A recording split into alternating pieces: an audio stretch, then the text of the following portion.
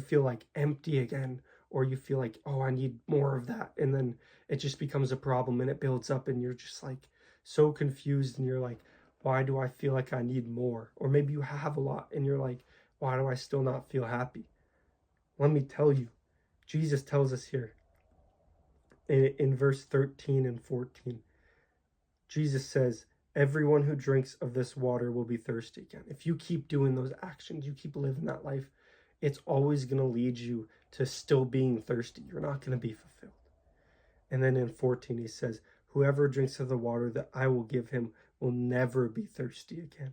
The water that I will give him will become in him a spring of water welling up to eternal life. So I ask you to open your heart and accept Jesus into your life. Maybe you've never done that before. Maybe this is a sign for you to do that.